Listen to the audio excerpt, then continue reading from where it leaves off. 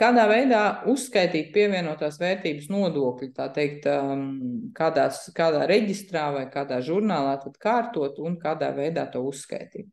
Par cik pievienotās vērtības nodoklis pamatos strādā pēc dokumenta principu, nevis pēc kases principu, kas ir ierasts pašnodarbinātām personām, tad noteikti būtu vēlams vest PVN uzskaitē atsevišķu žurnālu, lai, nu, tā teikt, nesajuktu paši tajā uzskaitē un viņi būtu korekti, jo tur mēs, tā teikt, rēķinus reģistrējam pēc saņemšanas principu, neatkarīgi no tā, vai ir veikts norēķins vai nav norēķins. Tāpēc žurnāls, PVN uzskaits atsevišķais žurnāls būtu vēlams. Var, protams, mēģināt apvienot, jo, nu, es teikšu tā, vienkāršotā grāmatvedības uzskaita ministra kabineta noteikumu, nu, tā teikt, neaizliedz jums paplašināt šī parauga, jeb pie ministra kabinetiem noteikumiem pievienotā žurnāla saturu.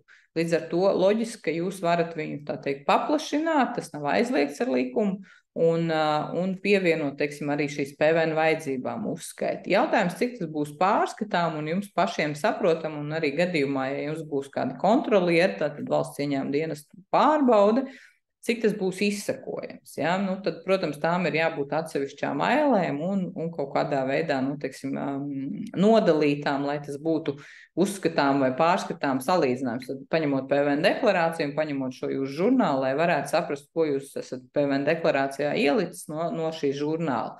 Atceramies, protams, ka arī par PVN vajadzībām priekšnodokļu atskaitīšana mums tomēr notiek pēc ir zinām ierobežojumi, teiksim, vieglam transporta līdzeklim, tātad, ja jūs norakstat degvielu, tad attiecīgi ir norakstīšanas ierobežojums PVN likumā. Atceramies arī, protams, ka mums kā pašnodarbinātām personām ir kopumā ierobežojumi izdevumu norakstīšanai, tātad vai nu 50%, ja mums nav attaisnojuma dokumenti, vai 70%, teiksim, telefons, degvielas, transporta līdzekļi. Līdz ar to mums tas PVN aprēķins ir gana sarežģīts, un tāpēc iespējams vislabāk tomēr PVN uzskaits vajadzībām kārtot atsevišķu kādu reģistru vai žurnālu, kurā tomēr šo katru jūsu aprēķinu mehānismu var izsekot un saprast, cik tad jūs to priekšnodokli esat attiecīgi atskaitījuši, ja jūs viņu izvēlaties atskaitīt. Protams, ja jums ir tikai aprēķinātais nodoklis, tad iespējams, ka arī, teiksim, nav vajadzība pēc šī atsevišķā žurnāla. Tieši tāpatās, ja jums tomēr ir tā naudas plūsma un tas PVN taksācijas periods sakrīt, proti, jūs saņemat rēķinu, jūs tiešām viņu tie pašā mēnesī samaksājat, vai jūs izrakstat rēķinu no klienta, to naudu tajā pašā mēnesī saņemat, tad jums tas kases princips ies kopā arī ar to PVN uzskaitas principu, un tad varbūt arī atsevišķi uzskaita nav nepieciešama. Bet, ja veidojas šī novirze pa taksācijas periodiem, naudas saņemšanas ziņā, tad, protams, ka jums šis atsevišķais žurnāls būtu vajadzīgs tīri PVN aprēķināšanas